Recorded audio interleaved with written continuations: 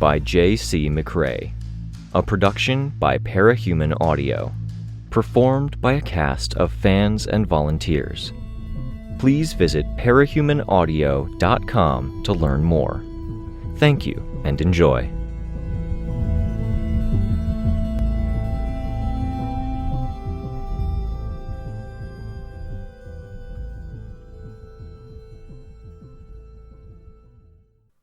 Arc 16, From Within.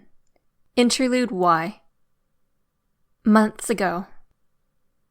She stopped at the door, peering through the glass pane, and exhaled slowly, trying to calm her nerves. She was surrounded by people who were so good at this. She had always been surrounded by people who were so good at this. But whatever genes were supposed to be imparted, whatever lessons were meant to be instilled, she still had to gather her composure before entering a room with people in it. One person, in this case. The warden's headquarters had some massive statues in the lobby, several stories tall, and this part of the second and third floors was essentially a series of catwalks forming half circles around the statues, with a view of the lobby below. At this hour, long after most employees had gone home, there were only a half-dozen people visible on the catwalks above and the floors below. It made her think of the hospitals, doing her rounds. She pressed her hand against the door, but didn't push, stopping to look at the tattoos, the clone-grown fingertips Riley had made for her. Bold black lines and spaces filled in with crimson. Gold tracery, far more fine, subtle but omnipresent, extending from the sun further up her arm. It was bolder than an ordinary tattoo might be, the gold close to actual gold. A reminder. It still hurt every time. It still brought back memories of her lowest point. Another breath. She'd been struck by the thought, one night in the birdcage, that if it wasn't her biological father or the Dallins that she'd gotten this anxiety and quiet nature from, it had to be from her biological mother. It had been a relief, a piece falling into place, and in one fell swoop, the anxiety had seemed easier? She had brought it up with her father, not excited, but calm, a bit assured in a way she usually wasn't. And he had smiled. Just a smile. No words, careful and arranged. She'd known him well enough to know that it was because words would betray, and a smile let her keep believing.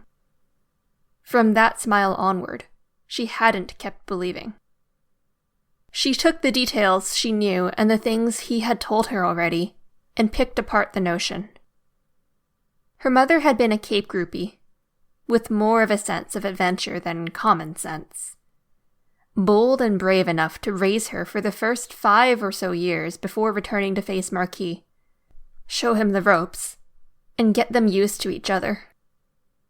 Hardly someone who hesitated before walking into a room with one person in it. This wasn't quite like the usual, she told herself. The stakes were higher. She pushed on the door, stepping out onto the pathway that looked out over the lobby. The space always looked like it was the twilight of earliest morning or cusp of evening. The dark statues were lit by soft floodlights, and similar lights shone down from the ceiling, though the catwalks above blocked the direct glare. The windows that did exist were partially shuttered, as a defensive precaution, and didn't account for how big, imposing, and conservatively lit the space was. One person was on the second floor, that she could see, leaning over the railing, nursing a cup of coffee.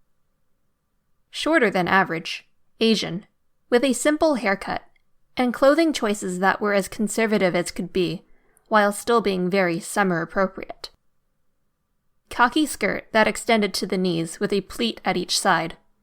A white, short-sleeved blouse with a high collar and no adornments.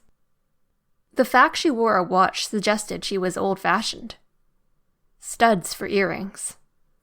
The woman, Jessica, straightened, leaving the coffee perched on the railing, work bag on the floor below it. "Thank you for coming. I'm Jessica Yamada, in case you didn't read the email closely," Jessica said. "I should ask you before we get underway, do you have a name you prefer going by?" Amy shook her head unconsciously before realizing she was doing it. People kept asking that. What was she supposed to even say? She had her guess as to why she'd been contacted, and if she went by that, then wasn't Amy the best name for the occasion? Amy. On impulse, starting the action and then feeling there was no option except to follow through, she put her hand out. Jessica didn't hesitate. Jessica's hand was cool to the touch. With the skin contact, Amy became instantly aware of every cell in Jessica's body, every process, every measure and composition of hormone, protein, and lipid chain. Of bacteria cultures, of viruses trying to assail the greater structure and losing that battle. She could feel the warmth of the body's interior, the electricity of nerves firing from the ones in the brain, and what those suggested to the micro-firings that Jessica wasn't even consciously aware of, that shifted her position by small fractions to keep her balance. They shook hands. Amy broke the contact. "Sorry," Amy said, looking away and down. Two women in business wear were talking while looking at the contents of the same file folder, one holding it, the other pointing at a graphic. Their upper arms touched. Amy wasn't looking directly at Jessica, but she didn't miss that Jessica looked down at her hand, palm turning upward, before asking, "For what?" "That was a very murky thing to do, offering the handshake, putting you on the spot," Amy said. "A part of me wanted to see if you were scared, if you'd flinch before taking my hand, or if you wouldn't shake it at all." "Should I have?" Jessica asked. "No, I didn't do anything either, if you're worrying about that." Jessica shook her head, walking over to the railing to pick up her coffee. She leaned against the railing, her back to it. Amy remained where she was. Leaning against the same railing seemed too casual, and she didn't feel casual. She didn't have any pockets to slip her hands into, but she didn't want to clasp her hands or anything.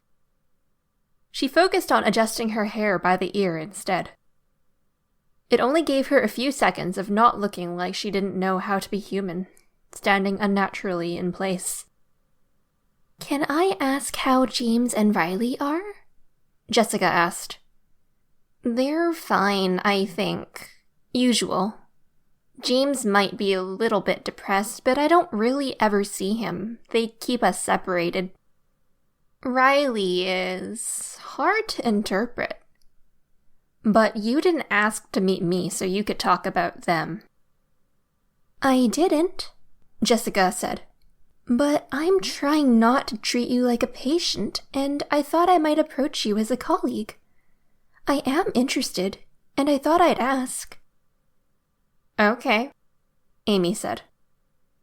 Jessica had walked back a few steps to retrieve her coffee, and Amy wondered if the 5 or so feet of distance that separated them had been calculated. It was the kind of chessmaster-type move her father might have done, having an excuse to retreat, which... Amy said. "My throat's dry. Do you mind? I'll be right back." "Not at all. Do you need change?" Amy shook her head. Vending machine. She took the time of feeding in the change from her jacket's inner pocket and collecting her iced tea to sort out her head. Not her thoughts, but to get to where she could have coherent thoughts in the first place. She approached the railing, stopping short of leaning up against it. A noise below gave her an excuse to move closer to the railing and look down. The same woman from earlier. one of them had thrown something into one of the big stylized trash cans in the lobby. Colleagues, Amy reminded herself by saying it out loud. If that's all right? She had no idea if she was being manipulated. She didn't have the skill set to even begin figuring it out, or to know what to do if she'd been able to put her finger on it. If she could re-listen to this conversation with her father, with Marquis, then he could no doubt tell her if the colleague thing was a trap, something to get her to let her guard down, or to feign equality when they weren't equal, when she was being tracked and closely watched by the same people who no doubt paid Jessica. It's all right, Amy said. How are you? It's late. Was it a long day, or... It was a very long day. Always is, Jessica said. But I enjoy the work I do. I was wondering if you'd stayed late just to talk to me. I'm glad if you didn't. You work long hours too? For a certain meaning of work. Babysitting, checking work. Some hospital work, some research stuff. A few initiatives, like seeing if my power can engineer something to their specifications that will curb the machine army's approach. How'd that go? I could, but they didn't trust it. The thinkers reviewed the plan and thought it was a bad idea. It's possible the machine army incorporates it or adapts to it.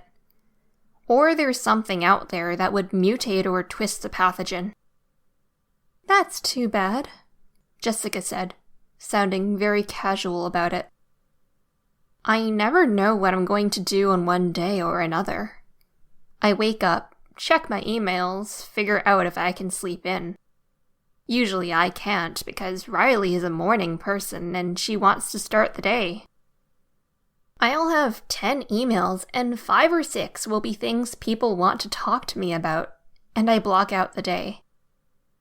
I get more by lunchtime and more by 4. By the time I'm done, it's 8 o'clock at night.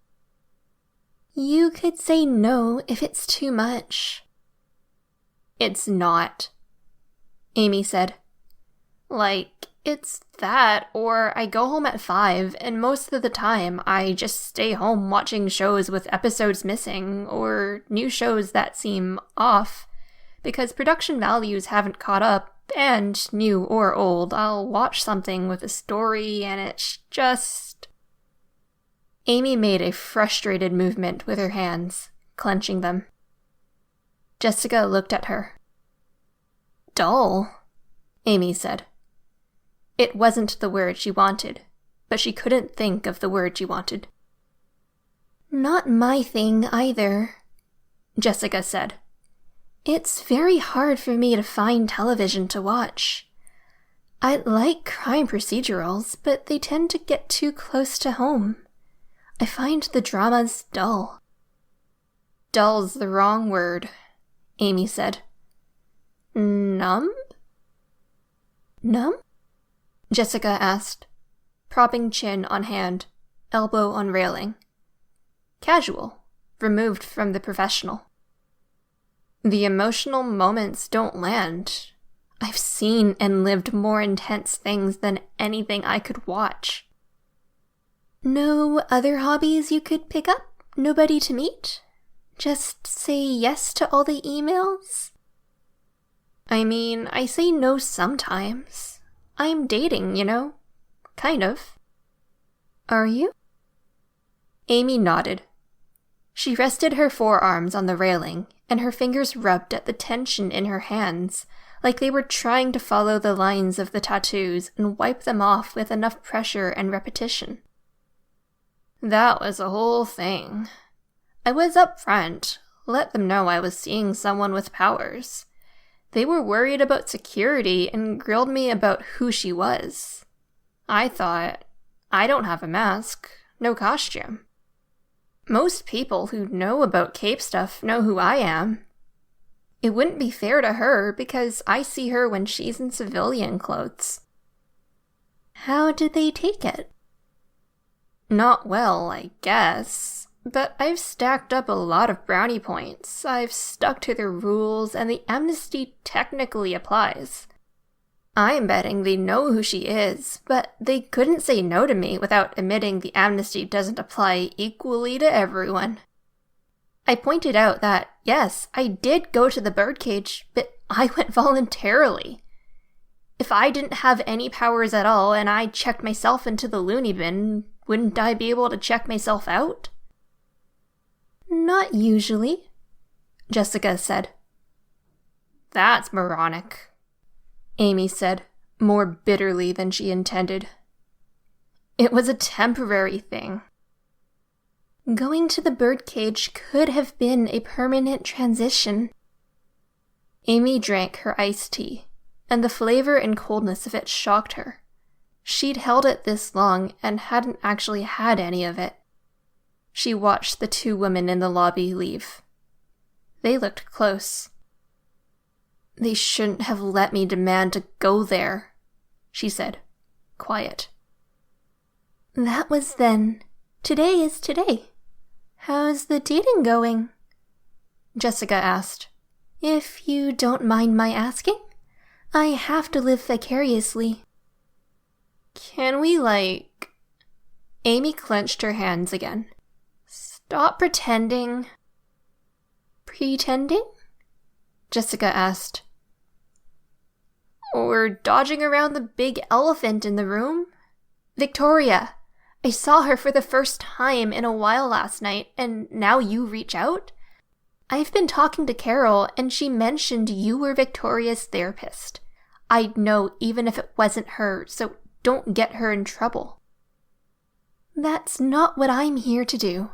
I don't intend to get her into trouble. But you are here because of Victoria. She hasn't even talked to me or looked me in the eye, but I got an invitation to the same barbecue she did, and she flipped out. So much that I'm sure she turned around and went to the wardens and told them how scary and dangerous I am and made demands. And maybe you know it's all ridiculous, but you have to do your due diligence. I can't talk to you about her. She's a former patient, and it would be breaching her boundaries. If I sound angry, Amy said, shrinking down a bit, arms folded over one another on the railing. I am not angry at you. Just all of this. And that's probably dangerous to say because you'll have paper pushers go over every word of this conversation with a fine-toothed comb, highlighting every word that suggests I'm dangerous. Angry's gotta be a big one. That's not what I'm doing. If there are any recording devices, they're as big a surprise to me as they are to you. Passing on a message, then? Amy asked, her voice hollow. Go away, stay away, I am a terrible, horrible monster? I couldn't hear all of it, but I heard bits. She treated Carol like a monster for just associating with me. No messages, Jessica said. I think she has made it clear she doesn't want any contact or relationship, sisterly or otherwise. That extends to sending or receiving messages through middlemen. Right, Amy said, her voice terse. I think that she has gone to great effort to keep her distance from you to avoid the same events, associated people, and places. Drawing only from my own conclusions, I think that is incredibly hard on her. The kindest thing you might be able to do is put in a similar degree of effort to maintain that distance and separation of your respective lives. You asked about my dating life earlier, as a colleague? I did. But as a colleague, I'm hoping you'll at least acknowledge what I just said. I will, but let me say stuff first. Jessica nodded, sipping her coffee.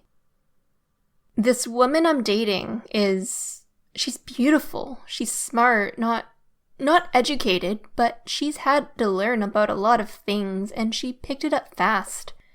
She's passionate and stylish. She's interesting, and it's like those television dramas. Numb, you said. Jessica interjected. It's enjoyable. It has its moments, don't get me wrong. But those moments pass, and it feels like there's a bit less of everything to everything. We started it off as an experiment. I was upfront about things, and maybe we'll taper it off, I don't know. I think we could remain friends. I don't think anyone could know the context of what happened and fault you for taking some time, finding your way back to a comfortable place. I don't want to take time, Amy said, a little bit emotional now. I don't want to work from 9 until 9 every day, and I don't want to work from 9 to 5 or 9 to noon either, with half my day or my evening spent on dates. I'm not really interested in the dating part of it. I want to skip forward. Wanting to skip forward to the part where you're situated and comfortable is very common, I think. I've heard similar sentiments from people I know, especially introverts. I want to skip forward to the point where I've known her for 10 years, where we've been there for each other's trigger events, where we went to high school, middle school, and most of elementary school together. And I had that. I almost had that. I don't think that's possible, short of using time travel. I don't think you could 100% rule that out, but I think even if you did travel back in time and rewrite history to contrive those scenarios with your new girlfriend in mind, I don't think you'd have what you really want. No. Can you broaden your hopes and expectations? I tried seeing this one girl in the birdcage. Ex-mechanic, smaller than me, but strong, short black hair, funny, tender. I didn't really believe her story about what she did that got her into the birdcage, but I didn't really care. I asked my dad if it was safe to try seeing her, and he said yes, and... Amy trailed off, aware she was rambling. She was my first kiss, Amy said. And it was pretty wow. Jessica's expression changed, and Amy caught it.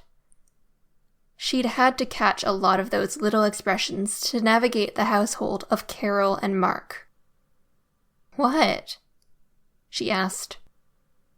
I shouldn't remark, but I find that surprising. You mean Victoria? I shouldn't have commented. I apologize. Amy tensed, fists balling up, tattoos tight around her bones. I wasn't me. I was fresh off of having my fingers eaten, my home destroyed, my life overturned. Bonesaw tried to break me. She tried to break Mark. I wasn't me. Victoria wasn't Victoria. Jessica didn't interject.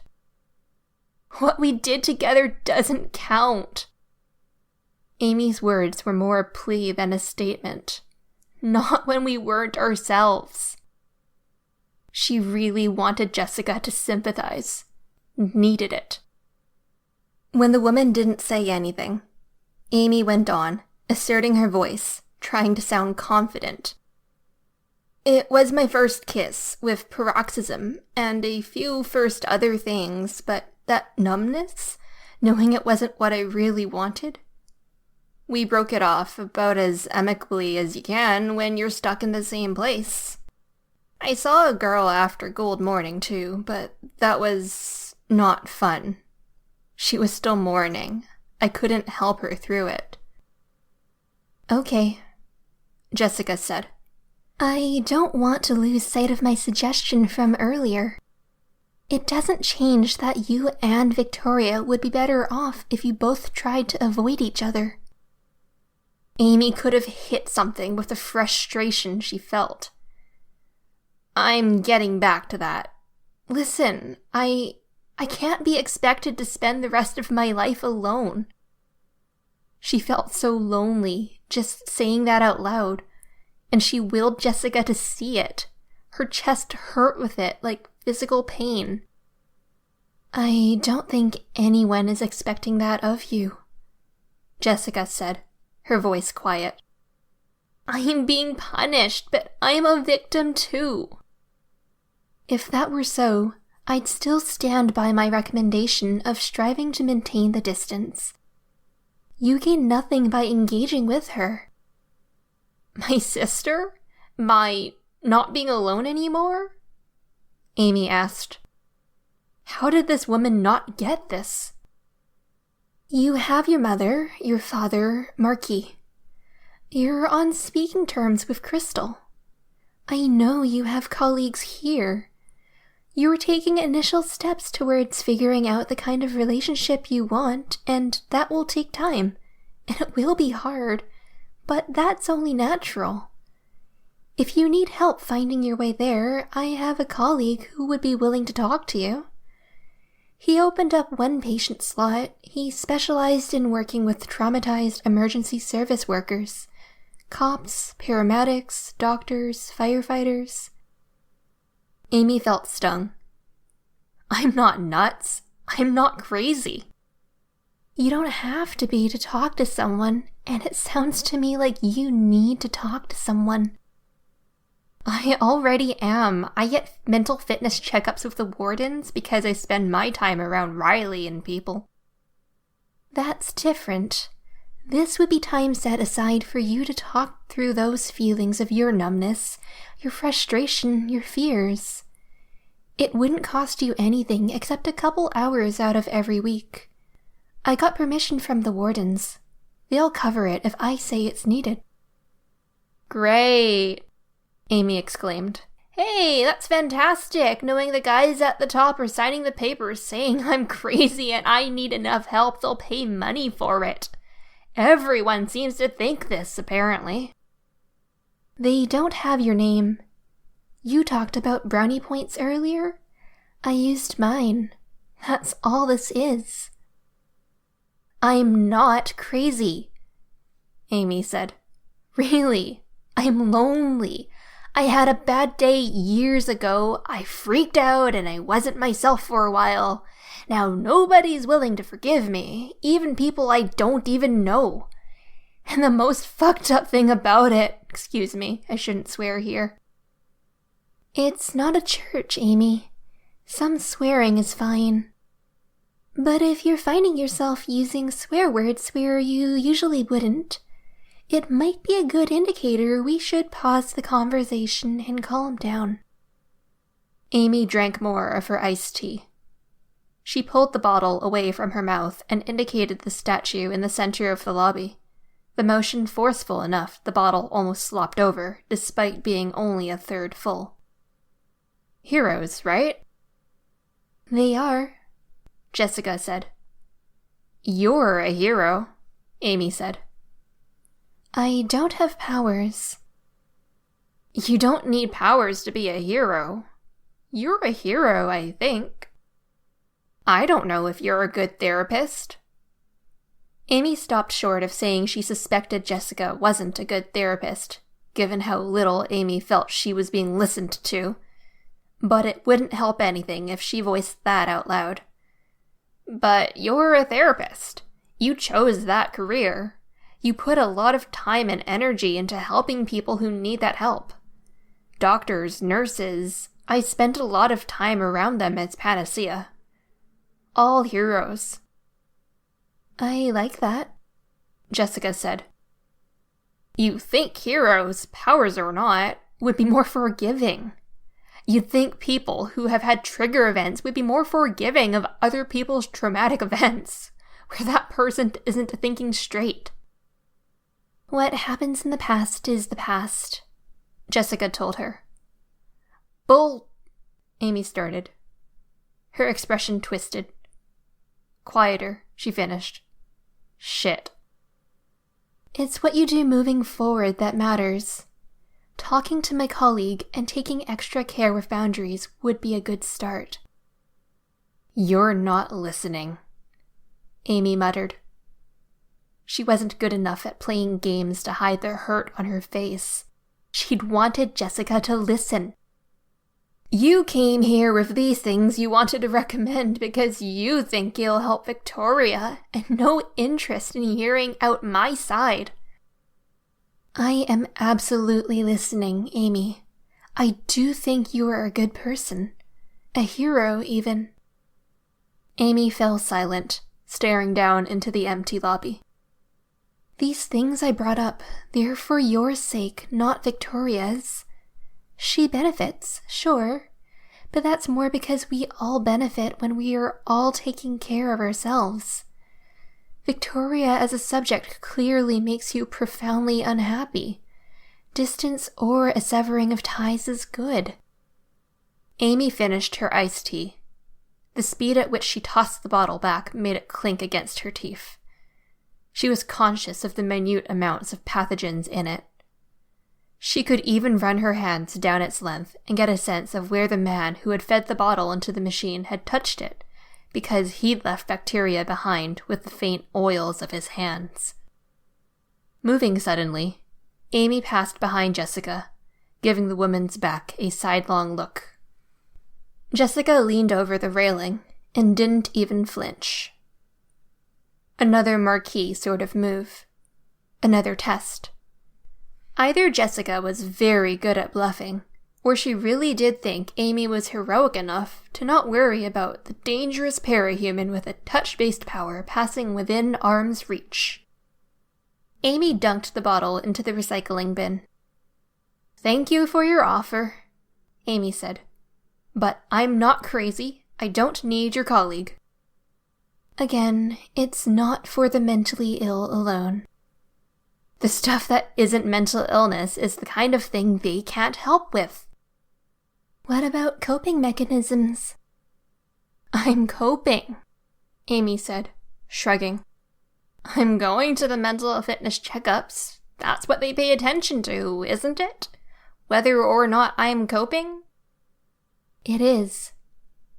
"I'm not happy. I'm lonely, but coping just means you're dealing with some difficult stuff. That's the difficult, and I'm dealing according to the people who do the checkups. Yes?" "I talked to them before talking to you." "Great, more rumors about me losing it." And they sounded satisfied." "And you believe in them? Your colleagues? Because, oh man, I've worked with Riley. I've heard about James Rinke. I've checked on a few of the others, and if you're not confident that these guys checking on the guards and staff aren't really good at what they do, then holy shit, we are fucked." "Okay," Jessica said, hands raised. "For what it's worth, I do believe them. And I believe you. You say you're coping well enough. All right." They were words Amy hadn't heard enough. I believe you. But wouldn't it be nice to have an established relationship with someone who understands you, in case a day comes tomorrow where you aren't coping? I get the sense you regret the last period of time where that happened. Therapists are very hard to come by in the present era. "Are you seeing someone?" Amy asked. "Can't we focus on you for the moment?" "Don't dodge me," Amy told her. "You said we were colleagues. As a colleague, are you seeing a therapist?" "For what it's worth, I really wish I was. But like I said, therapists are hard to come by, and I have no time. I've tried, and I've seen one or two for one-off events to make sure I'm approaching them in the right ways." "Yeah," Amy said. "So maybe, you use your therapist friend? Keep him in that time slot available for when you have time?" "Can't. We know each other too well." "Then give the spot to Victoria," Amy said. because she's not coping. Can we talk about her for a second? No. Jessica's voice was soft. I'll talk at you about her for just a bit. You don't have to interject. You don't have to do anything. Just let me say my piece. Use it if you think it's right. Not that you will, since you're a shitty therapist who can't even hear what I'm saying, Amy thought. Jessica didn't budge, didn't say a word. Carol neglected me. Mark, in his way, neglected me more. I've been thinking about it, and I think that was the kindest thing they could have done for me. I think that family isn't healthy. I think they pressured Victoria, and that pressure did a number on her. And the sad, sick thing is, they pressured her to be exactly what she should have been. Does that make sense? Jessica didn't move or respond. Amy turned, leaning over the railing, not looking at Jessica. Easier than trying to talk without any cues to go by. It was like talking into an answering machine, stumbling over words because the pauses and exchanges weren't there. If she'd been meant to be a basketball player and they pressured her to be a hero, she could have found her way to basketball, I think. But since they pressured her to be a heroine and she was born to be a heroine, I think it's all tangled up. The lessons, warnings, the conditional love as much they probably didn't intend to make it conditional, the complicated feelings, the family, the relationships. I don't think it's a bias that Gallant was so bad for her. She didn't love him. She just felt like she had to be with him because expectations. They didn't let her hide her identity, not that it really was possible. They made the decision when she was 7, and she was brought on talk shows and put in front of cameras to talk about what it was like having superheroes for parents. I had too much stage fright to do it. We were local celebrities. Her hands rubbed at her tattoos again. It felt like there was just tattoo, meat, and bone. No skin. Our Aunt Fleur, she wasn't officially our aunt. There was never a wedding. But I really liked her. She was kind of an outsider like me. Her body wasn't even cold when people were putting microphones in front of us. We were kids, not even in middle school. That fucks you up. Amy checked Jessica's expression. Nothing. Victoria did this thing at the community center, and that tells me she still needs to be a hero.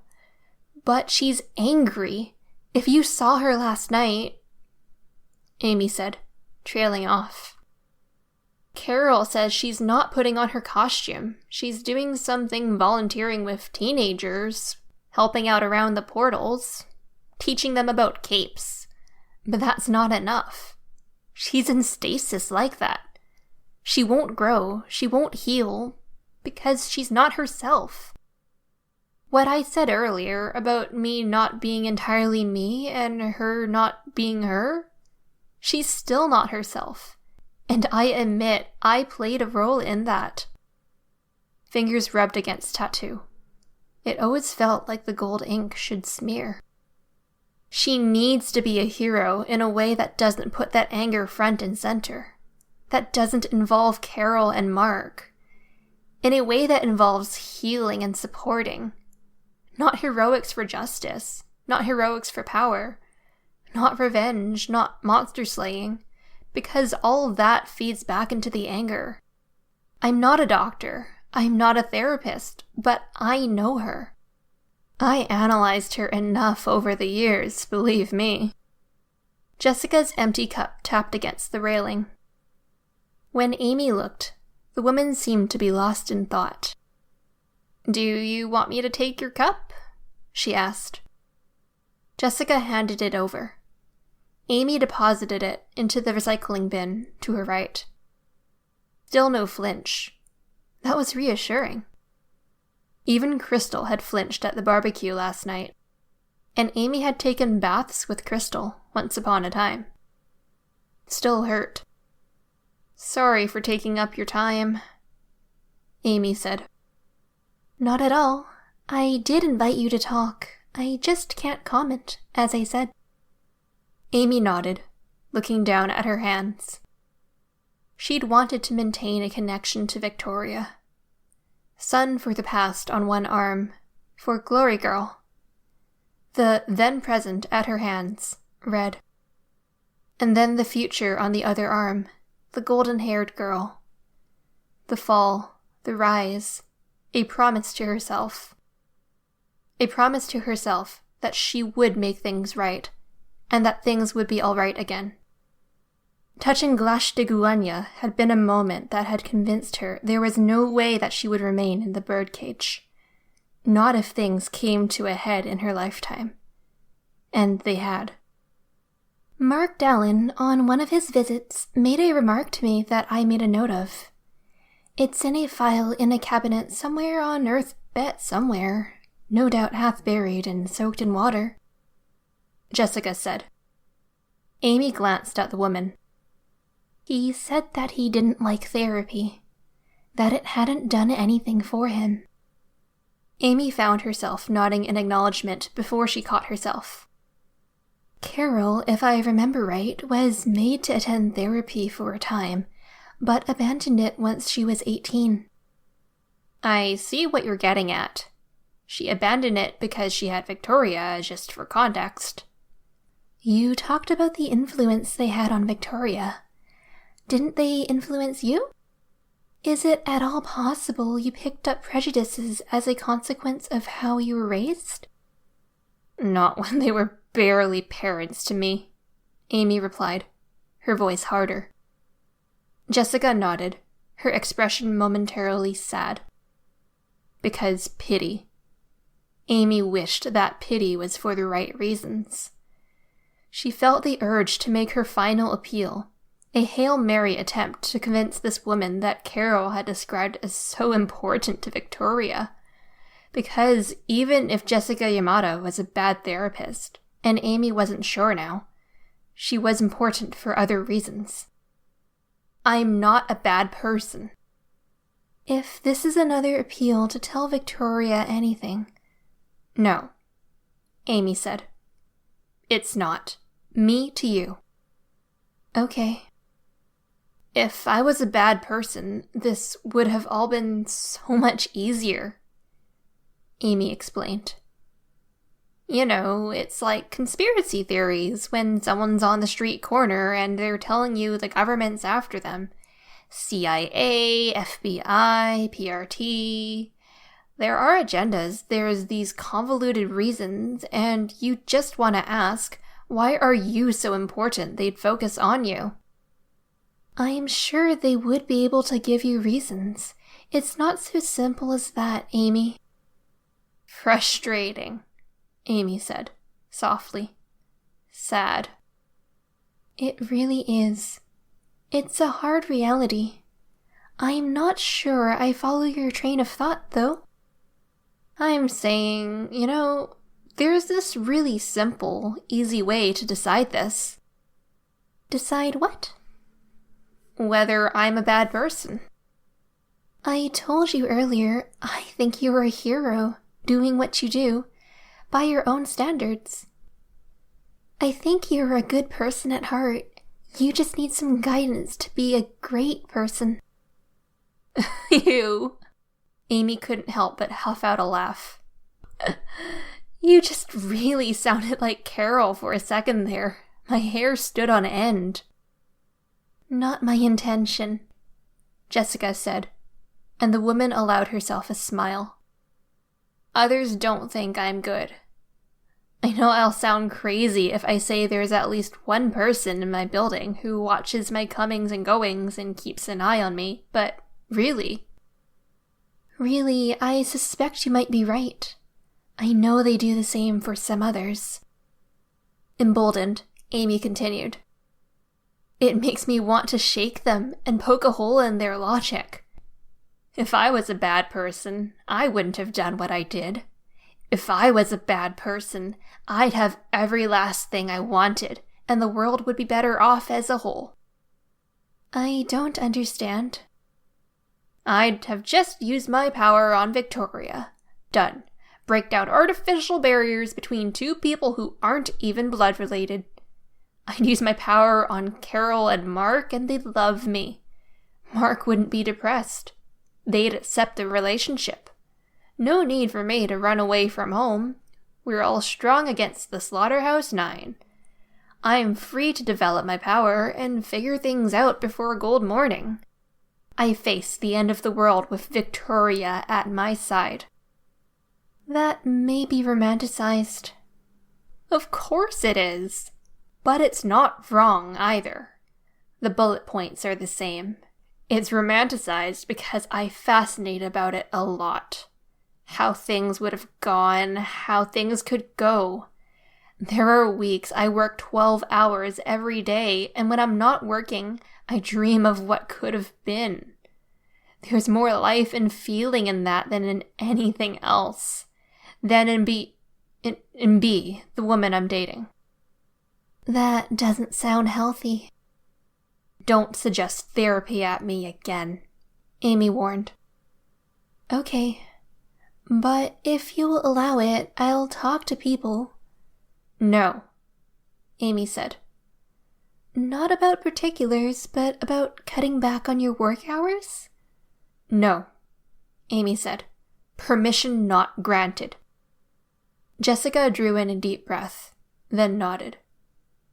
This wasn't what Amy had wanted. How had it gone in the opposite direction? The point is, she said, insistent, annoyed. I could, very easily, but I haven't.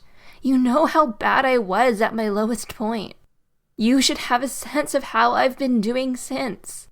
But I didn't. I fantasize about it, because of course I do, and I'd rather have Victoria back in her inhuman shape than not have her in my life at all. I love her.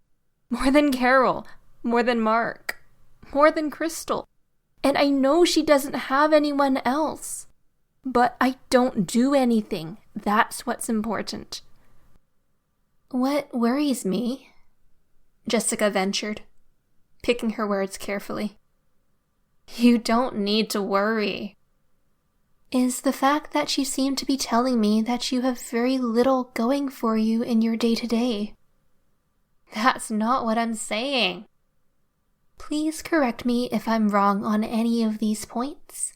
There's no color in your love life. Your days are rote and directionless. You have connections to family, but you consider yourself alone. And you want this connection to Victoria very, very much. That's what I said. It seems like a recipe for problems. No, listen, it's cherry-picked from what I said, but it's absolutely missing the heart of what I'm trying to say. Amy moved her hand to tap on the railing to punctuate. A Carol sort of thing, actually. She only realized as she did it. She saw the flinch. Minute. But Jessica Yamada pulled her hand back as Amy brought her hand forward.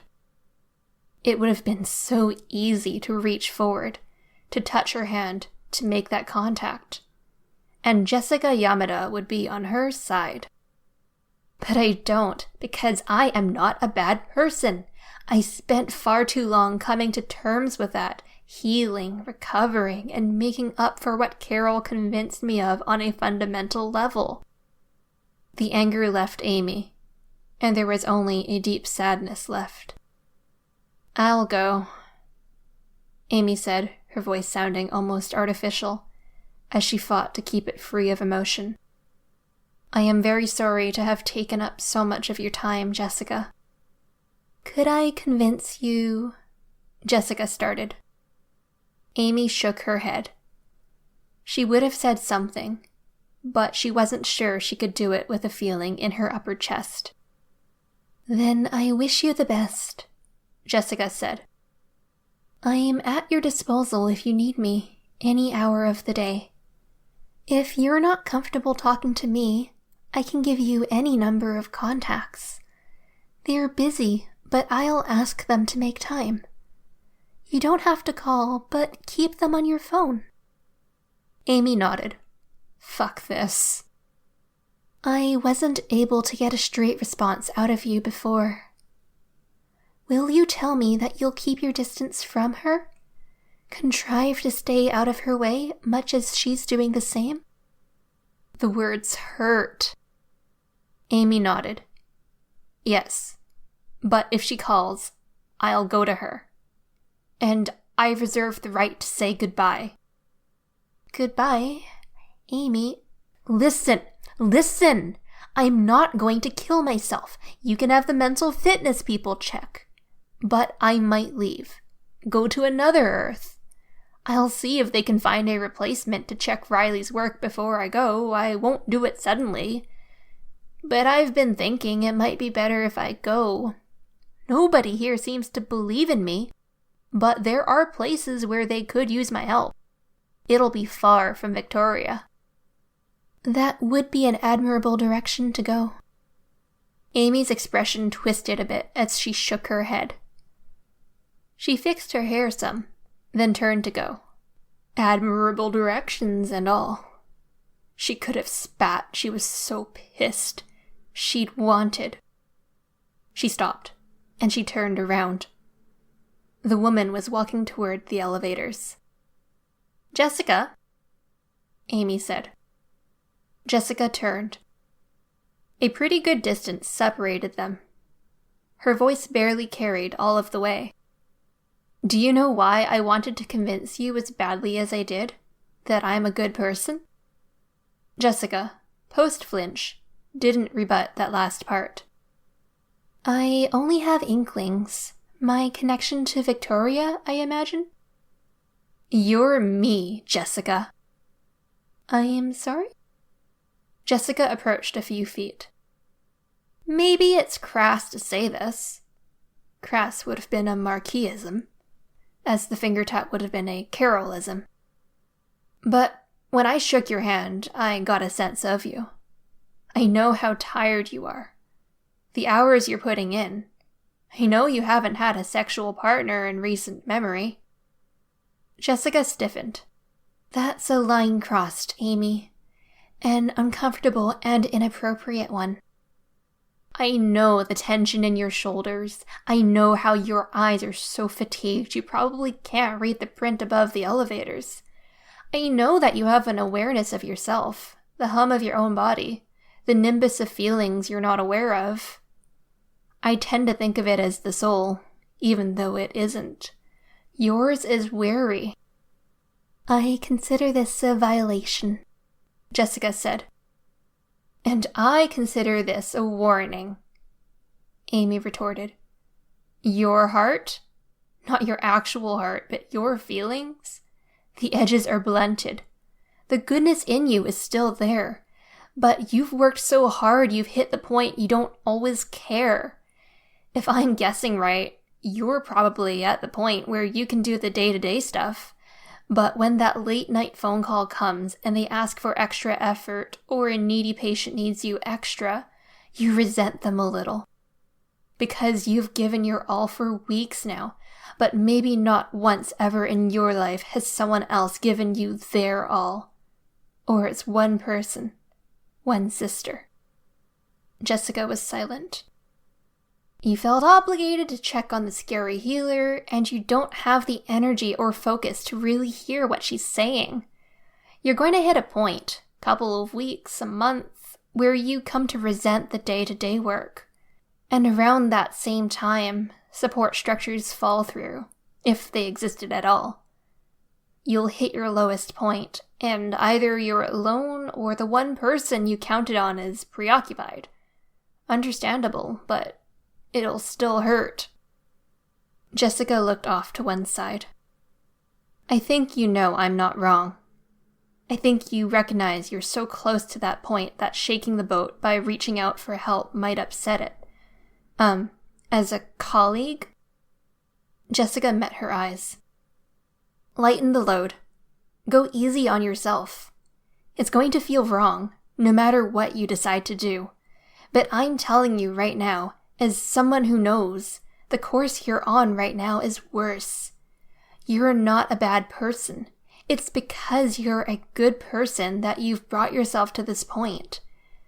You're one small crisis or weak moment away from hurting a patient or someone you care about, standing where I stand now, wishing the person you'd just talked to had listened to you. Jessica folded her arms. Amy remained where she was, facing the woman. Lifting a hand from her elbow, Jessica rubbed at one eye, wiping at moisture that threatened to well out. She seemed to realize what she was doing, and dropped her hand. She nodded. "Thank you," Jessica said, her voice barely carrying. "I will see you around, I suppose," Amy said. She turned to go, so the woman didn't have to be the one to walk away. Let her have her pride. Amy didn't feel the least bit like a good person as she made her way to the front door, stepping outside into early fall weather, in a dark city that smelled like new wood, heavy machinery, and dust from construction.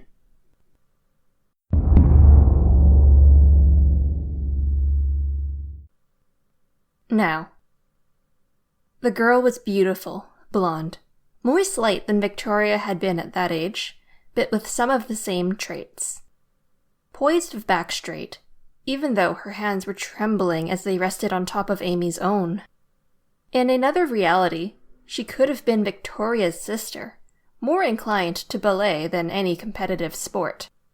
Amy could sense the girl's toes, the damage her feet had taken months ago, before the girl's emergent power had spoiled things. Ballet could be hard on the body. Even months after abandoning the sport, Hunter's muscle tone was strong, her heartbeat confident. Her proprioception was top-notch. The second child that Carol no doubt would have loved to have, who could have been another natural superheroine in the right circumstance. Mentally, internally, an entirely different person. If Amy had to guess, there might have been a common ancestor 7 generations back. But that was a reach. Everything sorted, set in its place. The corona was buried, disconnected by small stages, buried more, made small. Amy was put in mind of welders working in deep pressure environments. The right conditions could produce a vacuum that would suck a man through a baseball-sized hole. There was no danger to Amy herself, probably, but it was delicate work in a hostile environment, and her work could easily be undone by the wrong conditions. "Could you make me a boyfriend?" Dot asked. "Shh, hush," Marquis said. His voice was soothing in a way that seemed to affect Hunter. "Actually, Father, would you keep talking to her?" Amy asked. "To?" Marquis asked. "Hunter. Same tone." "As you wish. Dot will be quiet, and we will figure out something fun to do this afternoon to thank her for being quiet, yes? Mouth closed. Nod." Amy glanced up. Both Dot and Hunter nodded. "And Hunter, my dear, is maintaining excellent sitting posture. Did they beat you with a cane to train your posture?" "No," Hunter said, smiling, her eyes still closed. Amy felt the corona shift. Portions of the brain that had been tranquil now flared to life. "You will lose your vision or hearing for 1 second," Amy said. "Don't panic, it will come back." "Understood," Hunter reported. Her hands wanted to shake more, Amy was aware, but were too flat against Amy's own. There was more flaring, more flickering. The house of cards threatened to topple. Amy deafened Hunter. "No talk of violence, please." "Understood," Marquis said. "Your voice reminds her of a grandfather. Talk of old things or tell stories. Nice stories." "I will. Happy to help," Marquis said. Off at the other end of the room, Mark sat with a phone resting on his knee, looking tense.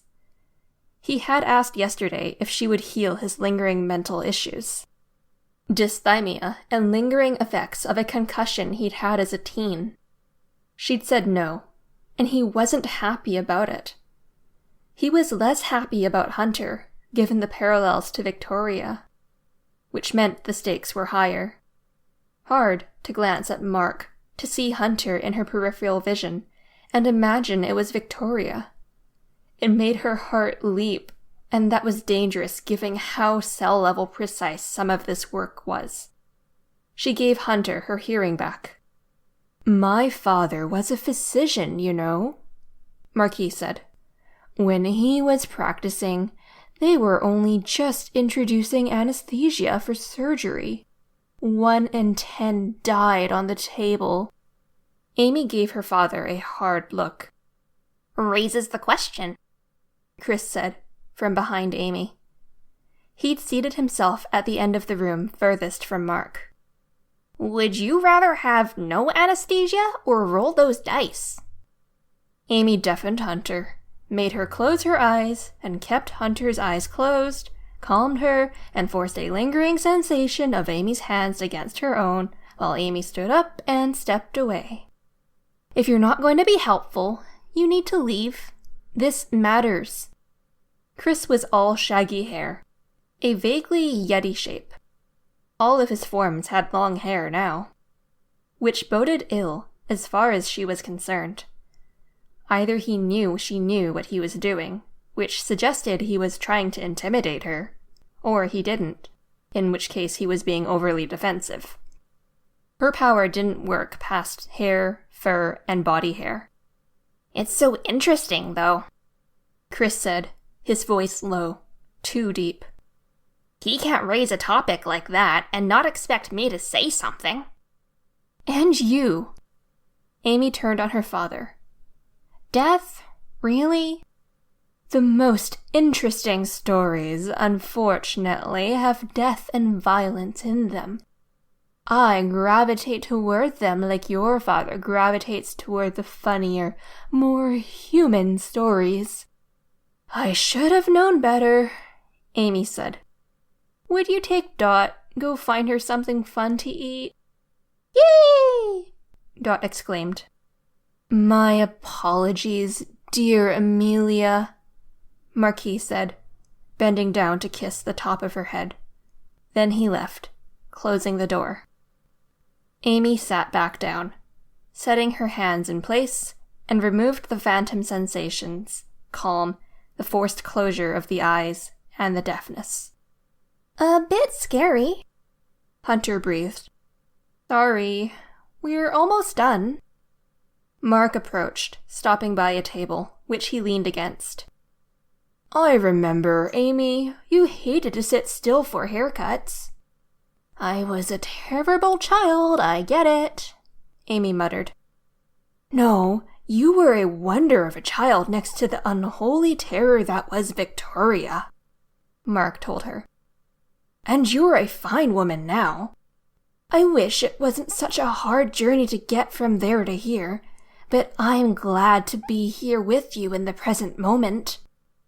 The words seemed to calm Hunter more than they affected Amy. "You're trying to butter me up. You can touch me if you want to tell if I'm sincere." "Can't," focusing on Hunter. "After, then." "No," Amy said. She was pacified, calmer. "No need." She worked her way through Hunter's brain. There were triggers and flags everywhere. Certain perceptions, certain emotions, attitudes. Hunter's power was involuntary. "We'd give you candies to suck on so you couldn't complain while sitting on the chair," Mark said. "And on one particular visit, the last one with the candy, as you'll recall," Amy groaned, "a new hairdresser came up, and she hugged you from behind, looked over your shoulder in the mirror, and she said something to the effect of, 'What would you like us to do, cutie?' She surprised the hell out of you." "That wasn't surprise." "No?" Mark asked. And she could hear the change in tone. He rallied. "But you choked." "I did choke." And you gagged, Mark said, his tone warm. While you were trying to dislodge the candy, I was thumping on your back. And then you threw up onto the barber's bib, and it wicked straight down onto your shoes. I can't believe the world ended, and I'm still hearing about it. You were inconsolable. Victoria was there, crying too. That part of the story was left unsaid. The thought of Victoria and the young blonde girl's presence in front of Amy almost derailed it all. Regret, flashbacks to moments she'd been doing work not so dissimilar to this. Errors. She forced her head back into the right place, dismissed the thoughts. The good humor and general calm Hunter felt as she visualized the scene served to let Amy button up her work, set everything firmly into place, make sure there were no loose ends, and then slowly pulled her hands away.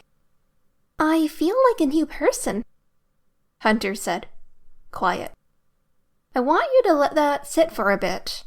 Keep your thoughts on pleasant things. Let your mind wander. If it helps, talk out loud so we can steer you or distract you. If this lasts 60 seconds, it'll probably last a week.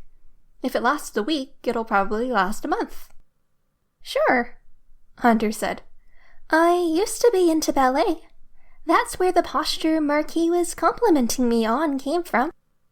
Yes, Amy said. I noticed. You're still very fit. My friends never knew. Sam, the boy who brought me here, he had no idea.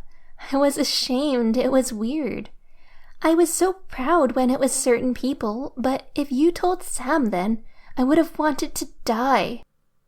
My teacher knew and said something about me doing something for the talent show. I gave her a look and she seemed to clue in, didn't say anything else. That's nice of her, Mark commented. Not all teachers would care. She was sweet. I saw her outside of class once. Totally different person. Hanging out with a bunch of guys. Nothing wrong with that, Amy said. No, Hunter agreed. But I would have pictured her as someone who knit. She wasn't even that old. The masks we wear, right? I suppose so, Amy said, just to keep the conversation going. I was thinking, powers and heroics and the stuff we do, if we ever got this thing of mine under control... We will, Amy interrupted. And when we do, you will go back to school? Do I have to, though? Hunter asked. I have powers. My life's pretty set, you know? There's lots of options. Going back to ballet, Amy started. But Hunter was talking over her. Amy's heart sank. Hunter by day, Hunter intoned, hand flicking her hair out of her face. Her hands covered her face. Amy jumped to her feet, and it was Mark who hauled her back over the back of the cloth-layered lounging couch Amy had been sitting on.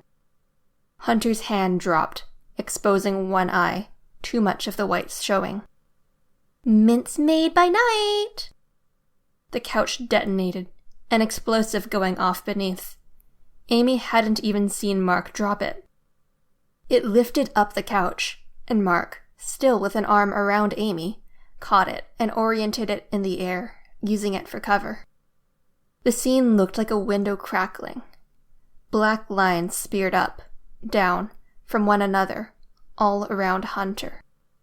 Threads, hair-thin, spiderwebbing out to make contact with everything within 30 feet of Hunter, which included most of the furniture. The couch was almost lifted up, and Mark hauled it down, using his back to keep it in position. You done? Chris asked. Amy looked. Chris had been at the edge of the effect. His arm and part of his upper body were mangled, shredded by the wires. I'm done, Hunter said. The wires began retracting. Once all visible wires were gone, Mark grunted and shifted position, letting it fall to one side. A webwork of bones blocked the way, too. It seemed Marquis hadn't left the spot just beyond the door. "Thank you," Mark told her father. "Of course," Marquis said, eyes narrowing. He smiled. "The masks we wear," Hunter said, eyes wide, both showing too much white. Her smile macabre. She laughed. "In all the television shows and movies, they've got to have that episode with the guest starring hero, don't they? And there's always the mystery, and there's always an unmasking." "With the convenient stunt double," Marquis said, sounding way calmer than Amy or Mark were. "What happens when you don't wear a mask?" Hunter asked. She smiled, hands going to her face. "Nobody here does. A lot of heroes don't.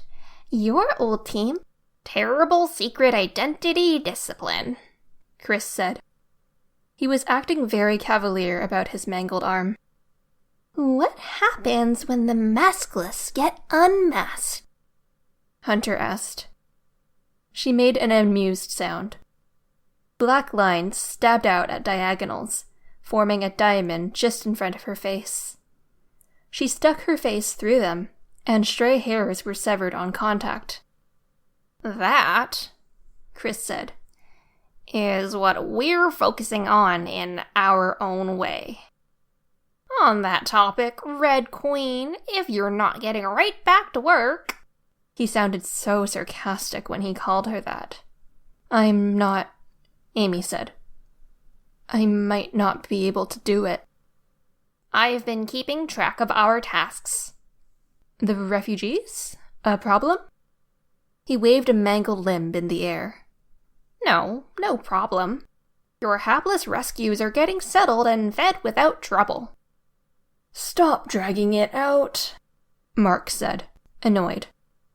"Patience, my friend," Marquis said, calm. "Interruptions only delay things." Mark gave the man an annoyed look.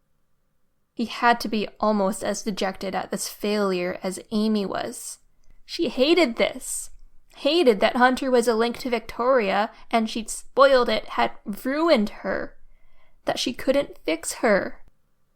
Hunter just snickered to herself, amused at Mark's annoyance. "You gotta explain for me. I'm dumb." "We've been focused on the people who are playing this game at the top level. Focusing on the interdimensional aliens at a time when not enough people are dwelling on the big revelation of where our power comes from. Wardens, Dragon, Teacher, Moritari, a few others, all paying close attention, all getting our hands dirty trying to steer the unsteerable." "And?" Mark asked. "Teacher's out of the running. His thralls all got their brains back. According to a very talkative little kid who insists on sending me updates after we've parted ways. Breakthrough, that's, my old team, the Red Queen's sister, are now fully in." Amy's heart sank and soared in equal measure. She knew everyone was watching, and kept her voice level. "We adapt. We promised Shin we'd protect their world." "It's about to need a lot of protecting," Chris said, coming as close as he ever did to outright agreement or solidarity.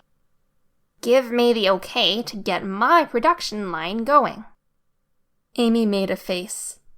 She felt Mark's hand grip her shoulder. It didn't feel like the move a good person would make. She'd seen the labs, dark and poised to be powered and set into motion. Chris had unveiled them, and she'd told him no, not unless it was absolutely necessary. At least 5 different groups were trying to save the world. Victoria's was now among them. She and Chris, Lab Rat, were chasing down the bloody road of biology and transcending Earth and humanity both, more as an emergency clause than anything else. If she had any say in it, She wanted to at least preserve the good and healthy parts of humans and humanity, whether they used the emergency measure or not. And that preservation necessitated that she have a handle on what good and healthy were. Failing with Hunter made her less confident in that regard. Saying yes elicited many of the same doubts. Yes, she said it, quiet. She felt the slight change in Mark's grip as his faith faltered as well. She indicated the door where Marquis and Dot were standing. But I'm coming. This is going to be messy.